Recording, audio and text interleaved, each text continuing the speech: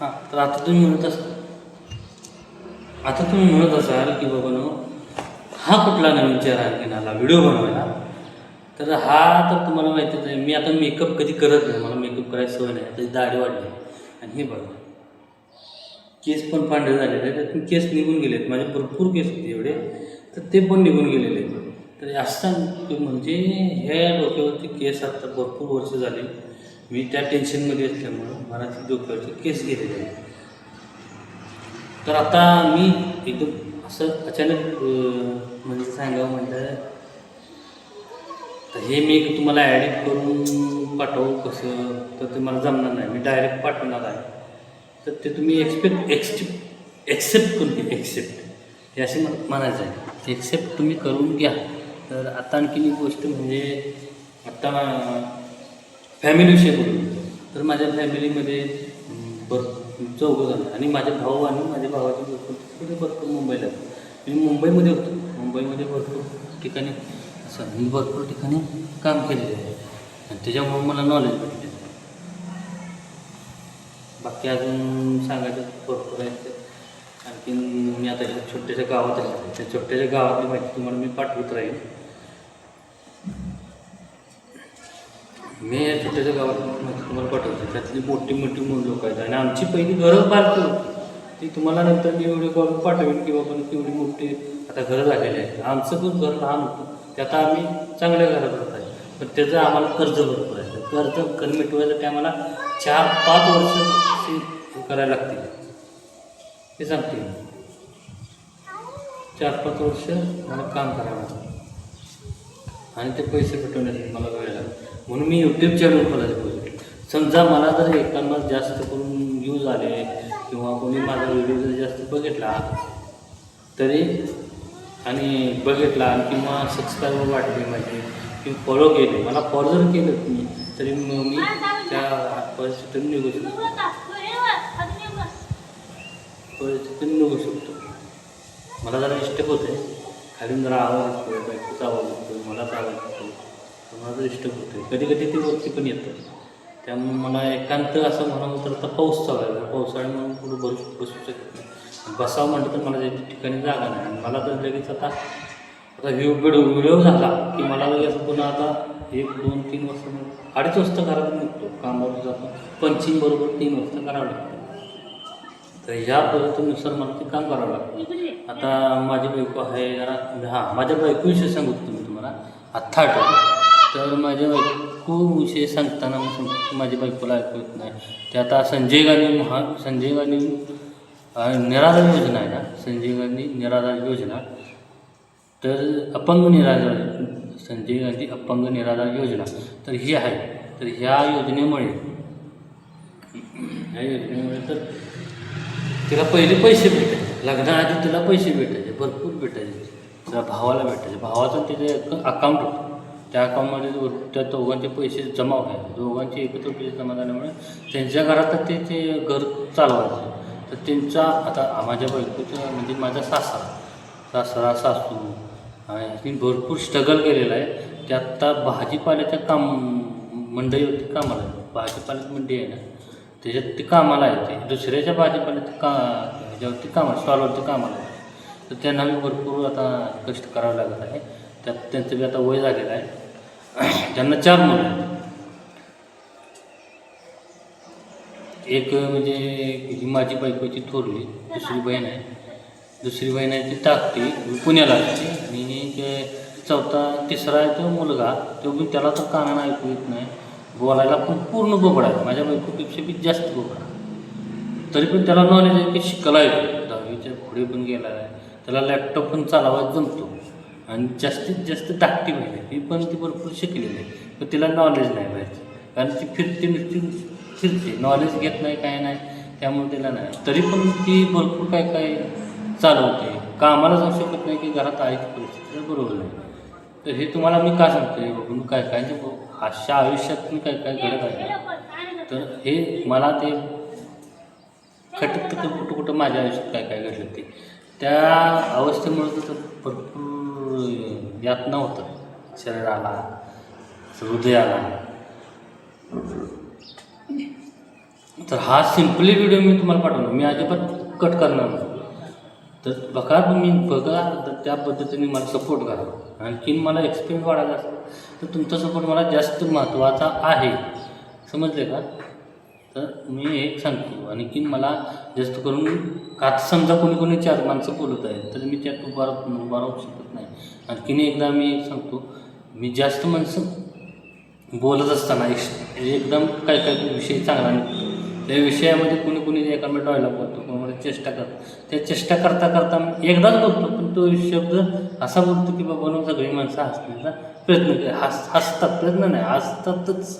आता जसं करून कामावरती भरपूर लोक बोलत असतात, अचानक एकमेकाची थट्टा करतात. त्या थट्टा करण्याच्या नादात मी पण जातो मध्ये, आणि मी पण काय डायलॉगमध्ये बोलतो. तर त्यामुळे ते पण हसतात. समजा कुठला बी फालतू डायलॉग असतो काय करायला, किंवा आपले विषय असतो, किंवा ते दुसऱ्याचे विषय असतो, तर चेष्टा करतात. पण मला पहिल्यांदा चेष्टा मला आवडत नव्हती, आणि मी चेष्टा कधी कोणाची करत नाही, अंगाला झटत नाही कोणाच्या. कारण कोणाला अंगाला झटलेला आवडत नाही, मला सुद्धा अंगाला कोणाला झटलेला आवडत नाही. ते उगाच झटण्याच्या नादात कोणाला जळतो, शरीराला जळते, किंवा मनाला मी आत्महत्या कोणाचं. तर असं मी सांगतो, माझा एक्सपिरियन्स म्हणून मी सांगतो तुम्हाला. आता तुमच्या ह्याच्यामध्ये काय चाललं आहे आयुष्यामध्ये ते मी काय मला काही कळणार नाही. आणि मी भरपूर ठिकाणी आता एवढे व्हिडिओ बघितले, मला आश्चर्य वाटतं, एवढ्या लोकांनी एवढे पैसे कमवले ते व्हिडिओ टाकून, आणि काय बिझनेस बी खोललेले आहेत. त्यामुळे मला इंटरेस्ट वाटायला लागला आता की बाबा आपण पण आता कुठेतरी काहीतरी करू शकतो. पण एकच गोष्ट मला एक वाटते की मी बाहेर जर गेलो तर त्यात मला जरा हे वाटणार, व्हिडिओ काढताना आकोड वाटणार आहे, म्हणजे का नाराज होतो मला. मग समजा बाबा कुणी बाबा आपल्या हसल्यावर किंवा आपल्याला कसं वाटेल काय वाटेल. तर व्हिडिओमध्ये काय शिकवलं आहे, तर यूट्यूबवरती जे मोठे यूट्यूबर आहेत ते सांगतात की तुम्ही लाजू नका, बाहेर व्हिडिओ काढतात ना तर लाजू नका. आणि तुम्हाला जर सक्सेसफुल व्हायचं असेल तर लाजणं सोडा. बाहेर कुठला माणूस काय विचार करतो, कुठल्या पद्धतीने विचार करतो हे तुम्ही सोडून द्या. तुम्ही तुमचं काम करताय ते त्यांचं काम करतात, त्यांचं काम ते मग नाही, तुमच्यावर हसतात तर ते त्यांचं काम करतात. आपण स्वतःच्या ह्याच्यावरती व्हिडिओ काढतो म्हटल्यावर ते हसणार, आपल्याला बघणारा हसणार, तर आपलं एंटरटेनमेंट होतं आणि त्यांचं बी एंटरटेनमेंट होते. काकाला कोणाला आकूड वाटतं तर ते आकूड वाटून घेऊ नका. तुम्हाला जर सक्सेसफुल व्हायचं असेल तर मी आणखीन एकदा तुम्हाला सांगतोय, तुम्ही लाजू नका. मला एक गोष्ट मला हे आहे की बाबा मी काम करताना कुठलंही काम करायला लाजत नाही.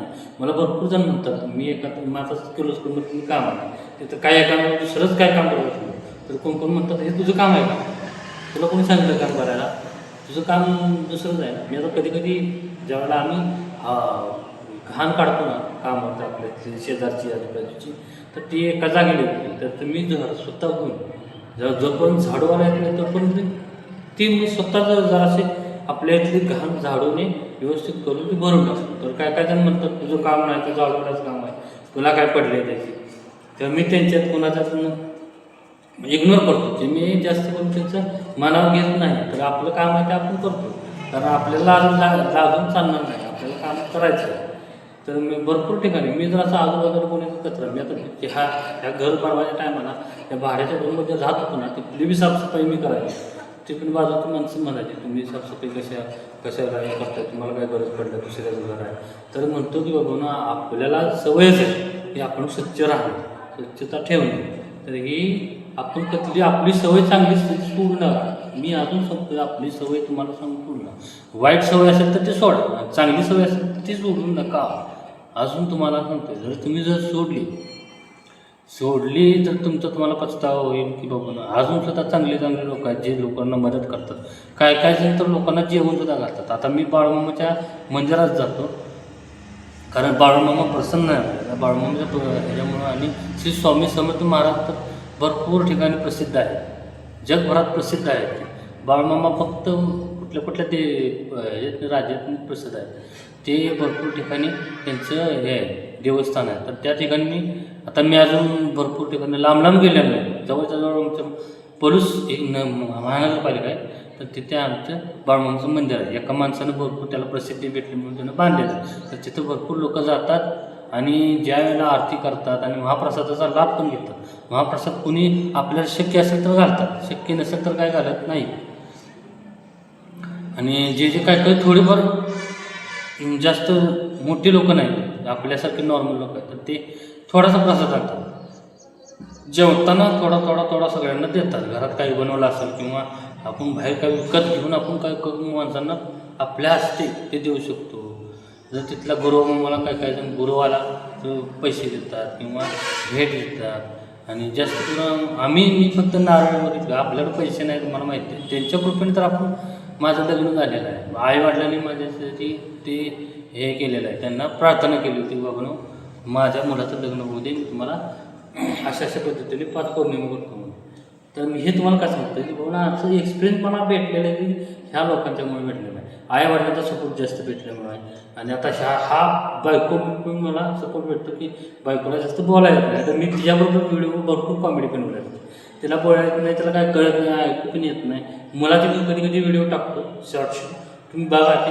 आणि मुलगा बी जरा माझा भरपूर हे आहे, किती वर्षाचा आहे, 2.5 वर्षाचा आहे. पण तो डोक्याने बहुत जास्त हुशार आहे. डोक्याने जास्त हुशार असल्यामुळे मला त्याला वाटतं की कधी मोठा होतो, कधी मी त्याच्याबरोबर व्हिडिओ बनवतो आणि कधी संगत त्याच्यासोबत बोलायला लागतो.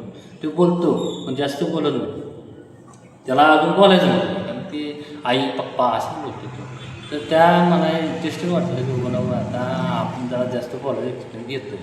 मग असं मी जास्त फास्ट बोलल्यामुळे तुम्हाला काही समजणार नाही, त्यामुळे माणसाला जरा बोलण्याचा प्रयत्न करावा. तर अशी माझी गोष्ट आहे. आता ही माझ्याविषयी झाली. आता माझ्या मित्राविषयी, माझा मित्र आहे जास्त करून तो पहिल्यापासून मुंबईमध्येच राहतो. मुंबईमध्ये राहत असल्यामुळे त्याला भरपूर एक्सपिरियन्स भेटला. तो ड्रायव्हिंग करत असला ना, ड्रायव्हिंग करत असल्यामुळे बाहेरच्या देशामध्ये जाणे, तिथली भाषा त्याने शिकणे किंवा आणखीन काय काय त्यानं हे केलेलं आहे भरपूर. तो पहिल्यापासून हुशारच आहे ते, कारण पहिल्यापासून त्याला नॉलेज असल्यामुळे तो हुशार आहे. बोलण्यात तर एकदम चतुर आहे. तो कोणाला बी एकदम आसानीचं गंडवू शकतो, म्हणजे एकदम ह्याच्यामध्ये तो हे आहे, बोलण्यात एक्सपर्ट आहे. आता त्याच्या बोलण्याची स्पर्धा आणि माझ्या बोलण्याची स्पर्धा ती वेगळी आहे. त्याला तर एकदा व्हिडिओ पण समोर बोलवलं केलं तर एवढा चॅप्टरपणे बोलतो ना, तर त्याचं नाव सांगू शकत नाही. पुन्हा पुन्हा तुम्हाला मी सांगेन, त्याच्या आला तर तिची गोष्ट पण करेन, अजून लॉग पण काढेल, याबरोबर लॉग पण काढेल, तुम्हाला मी पाठवेल.